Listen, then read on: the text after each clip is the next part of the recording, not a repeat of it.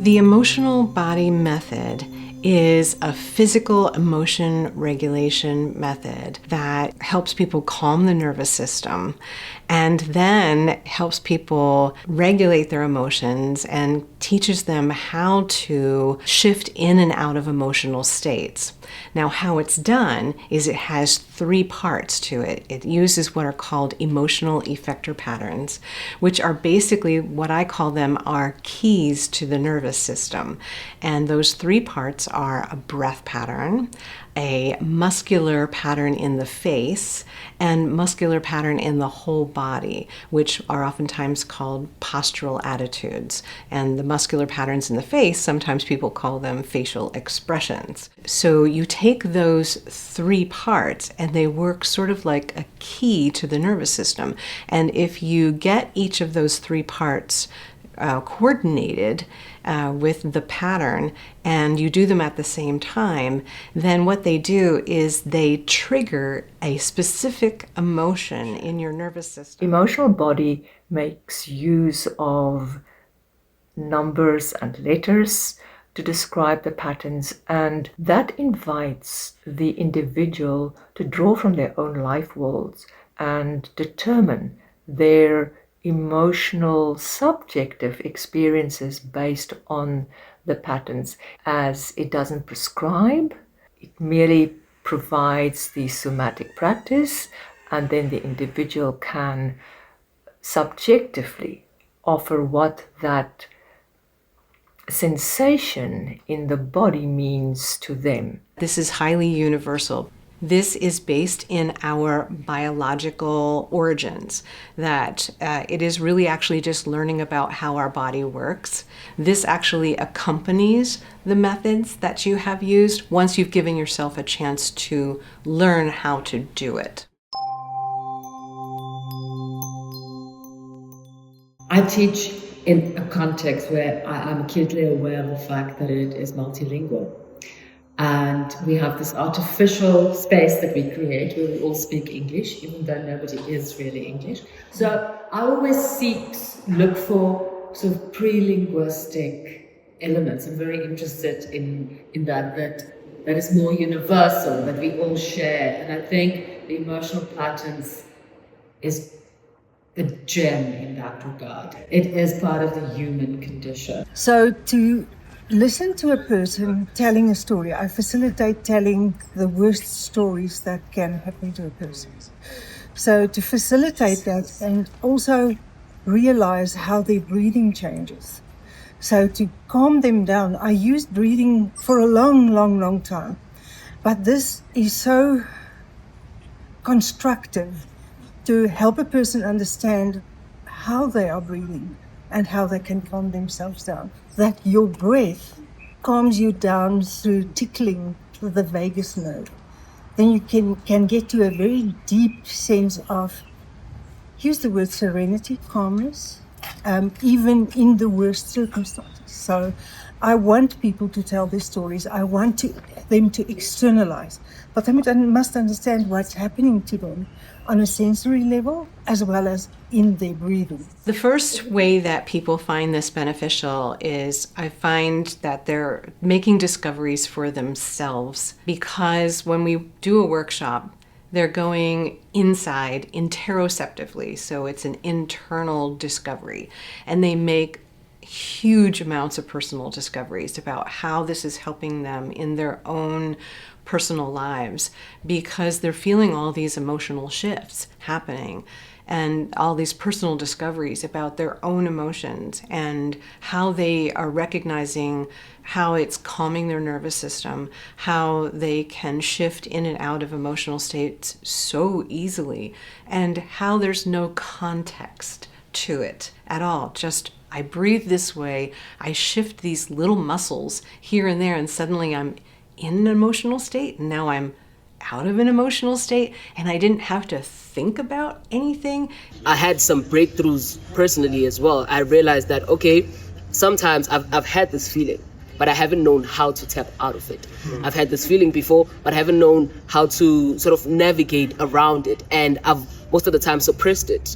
which was my personal experience. But inside looking outwards, I can now see how the workshop teaches you how to express emotions, but not in a way that sort of breaks you. I think, if I can put it that way. It's the ability to let go, and just choose and invite any emotion that you'd like to be in. So that's just like magical.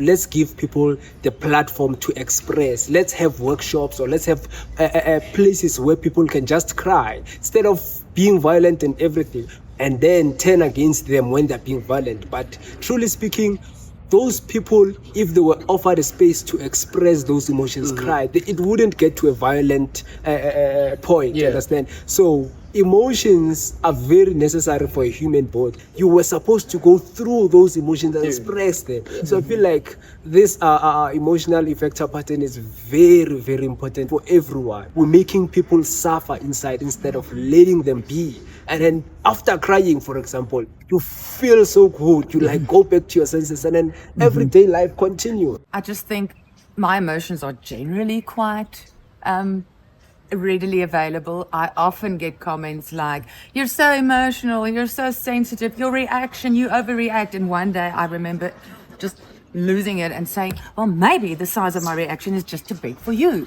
because this is the size of my reaction. Yes, I very much believe in releasing my emotions, and I do feel that most people don't, and most people are emotionally constipated. So it felt schizophrenic, because it was like one after the other, but not in a bad way, in a liberating way. It's like, yeah, today, you know what, today I got to feel them all, and it was okay. And I knew how to come back. So it's been a very freeing experience. When we would do the patterns one after the other, that's when I could sense, okay, this is the difference between my 1A and my 1B.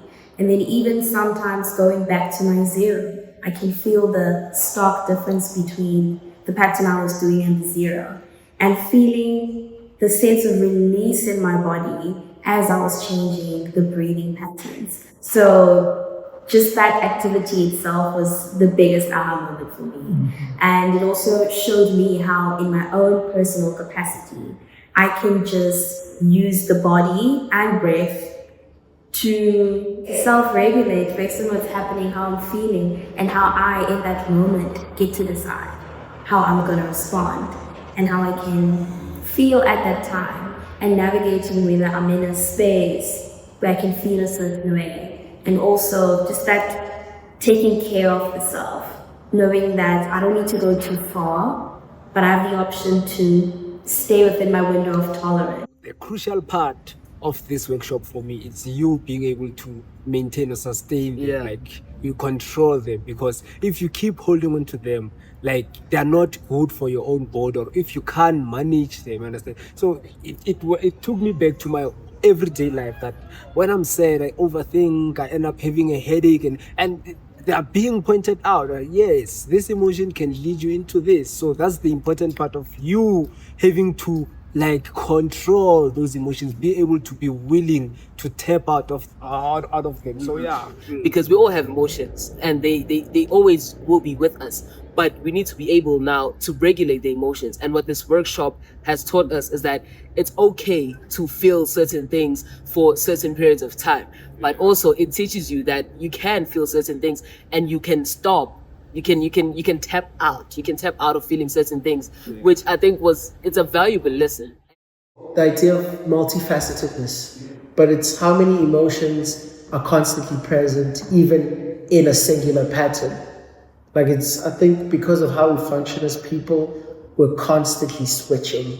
And we go from one moment to the next moment. So we don't often get that feeling that we're switching until someone goes, why do you look so angry? And then you go, ooh, okay, that's what that is.